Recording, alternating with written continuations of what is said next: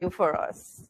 Well, I must say I'm very proud of our village chairman, Mr. Rudolph Adams, who is intelligent, who doesn't have a fake degree. He studied his work and he is well read. He can represent our community and he's been doing that. You know, you would not have known, but Mr. Adams would have written to that president since they got into office for assistance on doing several things. They ignore his letter. Imagine the head of state coming to visit the community and you cannot communicate with the body that represents the community. Why? You choose to use a group of people to cause mischief. That was planned. That was planned. It was a planned something. Instead of following protocols, I always remember when our former president, Granger, visited our community. As a sitting member on the council, a protocol officer came, the letter was sent, and a protocol officer came to deal with whatever was taking place in terms of logistics and putting things in place.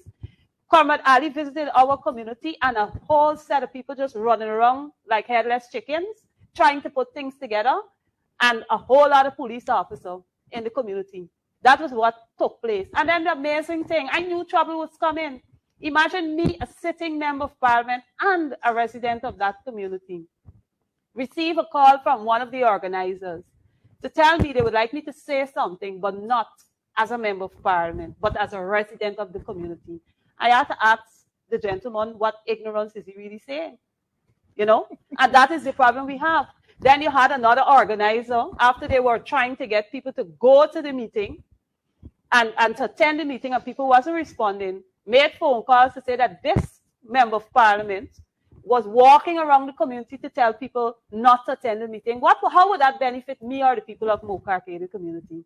People have a choice. They're not stupid. We know that PPPC administration does not have Mocha Arcadia community in their best interest. All they're interested in is occupying our lands and invading our community as they're doing.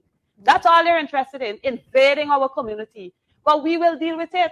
We have to deal with it. Those persons in the community who would have encouraged this foolishness, it's really foolishness to come to the community to behave in that manner. Yeah. They really need to sit and think things through, seriously, because we don't have a problem what you want to support, but if you want to bargain anything, bargain what you own, bargain your own house, bargain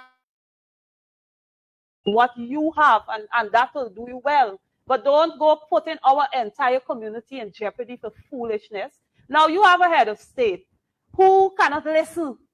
You know, as a teacher, you talk about people lacks comprehension. Yeah. That is a perfect example of someone who lacks comprehension. You're in listening to what the people saying. It's like your brain shut down and your mouth reacting because you're not hearing anything. The chairman is making a statement, and that is a common practice, Natasha, with the PPPC administration. They always jump and say things without even spending 1 minute to listen. And Omar Said is saying, until we stand up and inform these shameless, notorious thieves, unless we are able to stand up, you know, they can come into our communities and bulldoze their way. You know, folks, that's exactly what happened yesterday. That is what they did yesterday. And one of the things I want to make straight on this program, had it not been for the coalition coming into office in the 2016 election, 2015, 2016, Mocha Arcadia community would not have gotten any road. The same bridges that Ali and his ministers and his entourage into the village on, those roads were done by the coalition. The bridges were done by the coalition, and you come driving and pumping and swearing and going through. If it wasn't for the coalition, you could not have been driving on that road. Had it not been for the coalition, you would not have seen lights on Mocha Road.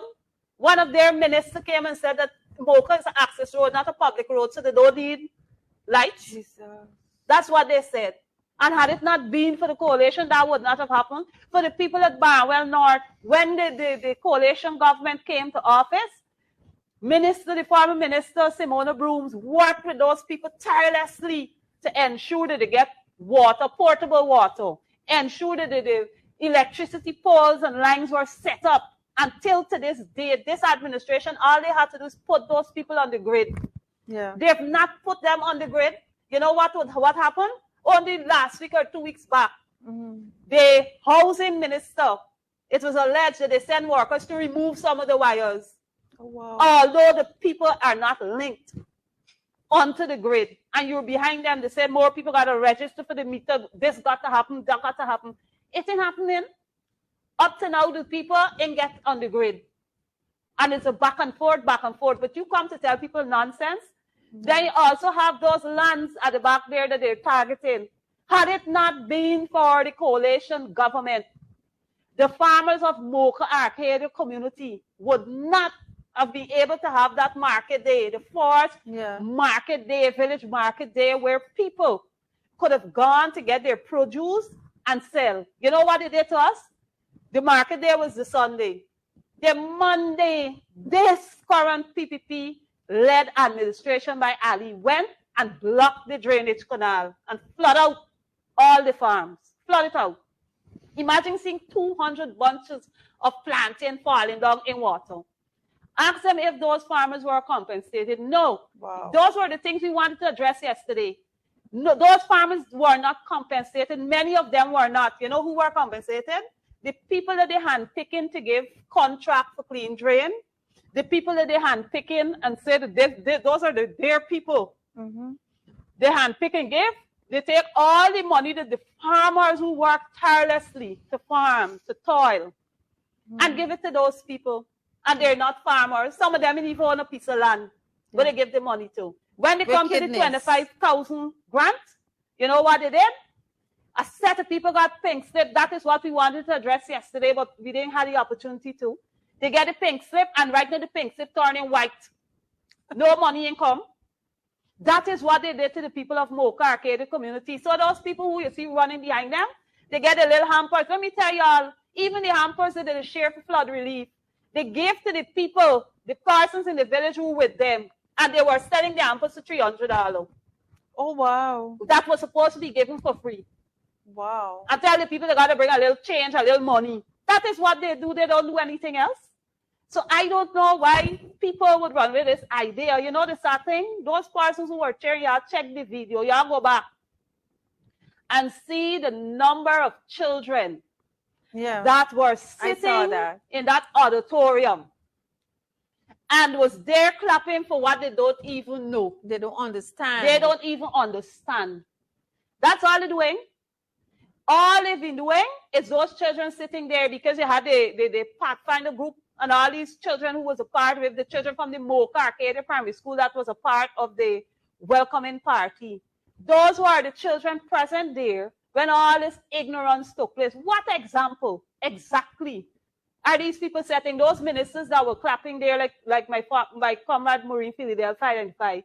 They're supposed to know better, even though you recognize that your leader is thinking something wrong. You will probably pull the pants foot or something and shake for a little, pay attention to something that is happening. Nothing like that. No good example. None was done yesterday. And for those people who were spending time laughing and clapping, y'all should be ashamed. Yeah. What were you laughing and clapping about? Y'all should go back through the video and see exactly what was happening.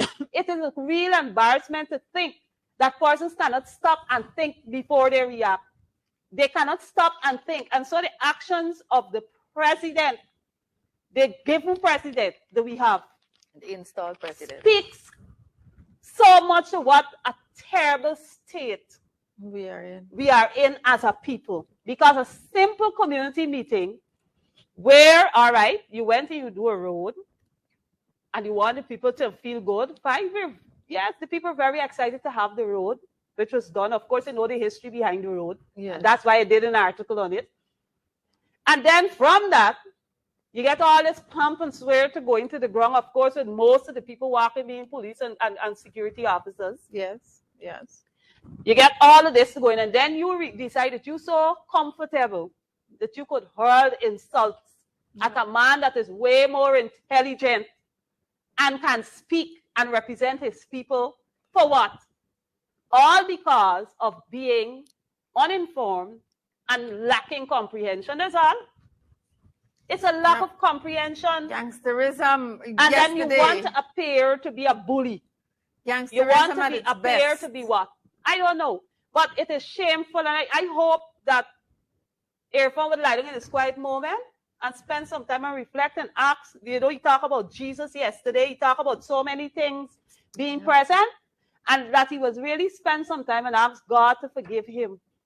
And ask God to contain his tongue, you know. One of the key things about speech, when you're in public, make it brief. You're going to save yourself a lot of problems. And I think he should really use the opportunity to be brief. He can save himself a lot of trouble if he just make a statement very short and to the point and no flowers, and he will do well. Well, look at that. A member of parliament, first sitting is 2020, is giving advice